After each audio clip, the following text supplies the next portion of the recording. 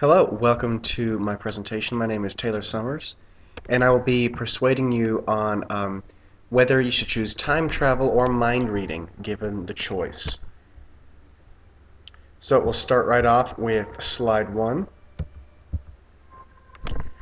So opening title slide, time travel versus mind reading, an age-old question tackled by Taylor Summers. I have my outline, and then we'll get right into it. So as I said, if you could choose one thing, would you choose time travel or mind reading? Think about it. This is a very difficult question. There's a lot of possibilities here. So, when you look at what you could do with time travel, all the different options you have, you could go have tea with George Washington, you could jam out with Led Zeppelin, you could go anywhere, you could go to ancient China, you could do anything really, because you have all the time in the world. Even if it only took you back in time instead of moving you from different spots, you have forever to get there, so you can walk if you want to. You could have hundreds of years to do whatever you want to do. So that's why I think time travel is really good. It just opens up so many options. It's kind of like, I feel like time travel is really wishing for more wishes, and that it's just more options, more things you can do, more fun things. I feel like mind reading is morally wrong, and I feel like it really doesn't have a whole lot of uses. Like I said, time travel, you just oh, you want more options? Just go back further in time. Or you want more technology? Just go forward in time. Like time travel just has infinite uses. And mind reading, I feel like you just got the one thing, which is just reading other people's minds. And then also that's their privacy. It's like they're allowed to think what they want to think, and they may not there's lots of times I think things and it won't be nice, or it won't be but you recognize that, oh, that's not a thing I should say, that's not true, or that's just how I'm feeling, I'm just in a bad mood today. And but you don't allow people the chance to edit out their own thoughts. You're going direct to the source, and that could hurt you, because they could be like, oh man, this guy's such a jerk, and that may not be how they actually feel, but just at this moment they're feeling that way. And so they recognize that, and they'll edit that out. They won't tell you you're being a jerk, but you still hear it. You still get to see that. So I feel like mind reading, it's not really effective. Like, it doesn't really do anything. You don't know more about the people.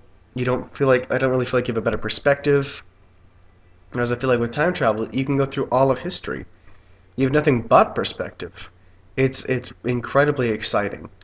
And so I think unless you're James Bond or Barack Obama, and that you're dealing with people who have big secrets all the time, and you're trying to uncover what's going on, and is this going to help you from a strategic position?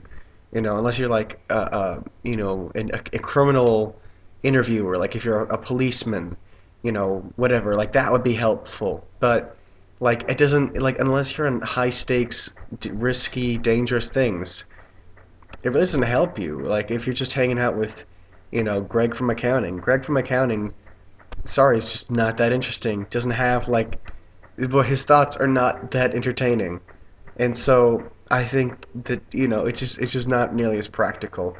And on top of that, it's morally wrong because you're taking away their privacy.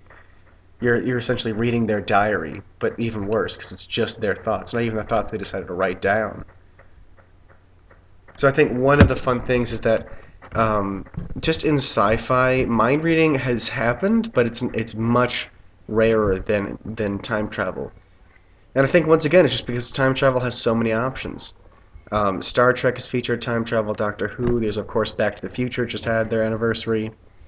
So lots and lots of different franchises have delved into time travel, and they've cut at it from different angles. Star Trek goes at it from a different angle than Doctor Who, which goes at it from a different angle than Back to the Future, or even just all the different there's a million and one time travel franchises, and so they all go at it from a different angle. I think there's just so many ways to view it, and in some time travel movies, everything that is ever fated to be will be, including this time travel. Sometimes you're actually messing up with the time stream, and so that causes issues. But I think there's just so many so many different ways to view it, and I think just the curiosity of like, what is time travel actually like? What is how are the rules really? And for time travel, assuming it's possible, assuming that you can do it, which is the premise of this. Um, like it just would be so interesting to explore that. Another thing that would be really interesting is that like you basically get the option to like stop bad things from happening to you every day. It's like, oh, your car breaks down, oh, just go back in time one day and like rent a car or fix the problem. Or you could go back in time 3 months and do preventative work instead of having to go get your whole brakes fixed. It's just like the $10, maintenance fee or whatever for this that you didn't think you needed, but apparently you did, 3 months later when your car broke down. Or like you basically just stop every unforeseen thing from happening to you because you experience it once and then can fix it immediately. So I think that time travel just opens up so many options to just like all the things you can do. Like you can go on wild adventures, but like if you're not into like going and meeting George Washington or like crazy things, you can still like your just everyday life is better. Like everyday life is easier.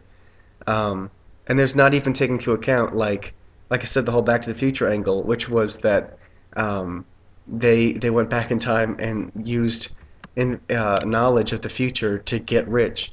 So you could do that. You could get rich from like even just like tomorrow's lottery number. Like as easy to find out as that. Like you could millions and millions of dollars, and like you could save that, and then like you could just keep doing it because you can't cheat at the lottery. Like it's impossible. So you could just keep doing it, and people would just think you were an anomaly. Um, so, excuse me. So there's just so many options that you can pick for time travel, and I think you may find the love of your life, as they've been a couple TV show and movie plot lines about that with time travel. That is, of course, assuming you don't mess up all of space and time. Um, So, like I said, let me just like bullet point a lot of the things that I've said so far. Um, Time travel has like infinite uses. You can use it for everyday stuff. You can go on crazy adventures throughout the whole of time. Mind reading, not really practical. Also, it doesn't really help you and is kind of morally wrong. Um, Time travel doesn't invade anyone's privacy. Doesn't really hurt anybody, assuming that you're like safe and just like I said, based on what the rules of time travel are. And then think of all the history you could learn about. You could you could go and discover people who we've never met before because we don't have enough records of them, to learn anything about them. Like maybe we have like a couple spearheads or something. But you could go and experience and meet an entire group of people that we know nothing about. You could go and correct some of the historical mistakes.